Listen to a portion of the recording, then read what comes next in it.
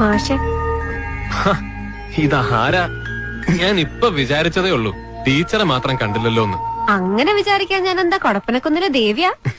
ഞങ്ങൾ അന്നേ പറഞ്ഞതല്ലേ സ്കൂളിന് പുറത്തുള്ള സേവനൊന്നും വേണ്ടാന്ന്. അപ്പൊ എന്താ ഒരു വാശി, എന്താ ഒരു നെഗളിപ്പ്. കരിങ്കൽ കുഴിയുടെ ചെക്കന്മാരുടെ കയ്യിൽ നിന്ന് ചാകാതെ രക്ഷപ്പെട്ടത് വീട്ടിലിരിക്കുന്നവരുടെ ഭാഗ്യം. അതെ, ഒരുത്തിനെ കൊന്ന് പുഴയിൽ കെട്ടിത്താഴ്ത്തിയ ആളാ. സ്നേഹം കൊണ്ട് പറയാന്ന് വിചാരിക്കണ്ട. ഡിസ്ചാർജ് കിട്ടിയ വേഗം നാട് പിടിച്ചോ. തടിയുണ്ടെങ്കിൽ പുല്ല് പറിച്ചെങ്കിലും ജീവിക്കാലോ. അല്ല, ചായ കാപ്പി എന്തെങ്കിലും വേണോ? ഇവിടെ കിട്ടും, ഞാൻ വാങ്ങിക്കാം. ഒന്നും വേണ്ട ടീച്ചറെ, ഇപ്പൊ തന്നെ വയറ് നിറഞ്ഞു. 1 കിലോ ആപ്പിൾ ഓറഞ്ചൊക്കെ വാങ്ങിയതാ. എന്നിട്ട് എവിടെ? അല്ല, അതാ പറഞ്ഞ മാഷ്ക്ക് കഷ്ടകാല എടുക്കാൻ മറന്നുപോയി. അപ്പൊ കേട്ടത് ശരിയാ? എന്ത്? അല്ല, പിശക്ക് കണ്ടുപിടിച്ചത് ഇയാളാണെന്ന് ഒരു നാട്ടുവർത്താനുണ്ടേ. ഓഹോ, അപ്പൊ എന്റെ കുറ്റങ്ങളൊക്കെ കളക്ട് ചെയ്ത് വെച്ചിട്ടുണ്ടല്ലേ? ഇതുപോലൊക്കെ ആയാലേ ജീവിക്കാൻ പറ്റും മാഷേ. പക്ഷെ പിശുക്കത്തിന്നൊരു പേര് വീണതുകൊണ്ട് ഗുണമുണ്ട്. ഡൊണേഷൻ ഗണേശൻ എന്ന് പറഞ്ഞ ആരും എന്റെ അടുത്തേക്ക് വരില്ല. എന്ന് വെച്ചൊരു ചായ പോലും വാങ്ങിച്ചു തരാത്ത ആളൊന്നും അല്ലാട്ടോ ഞാൻ. വേണോ?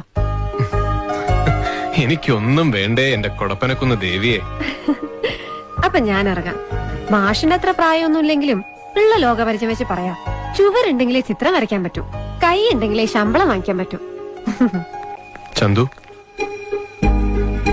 എന്താ വിളിച്ചേ? നിനക്ക് ഇപ്പോഴും എന്നെ മനസ്സിലായില്ലല്ലേ?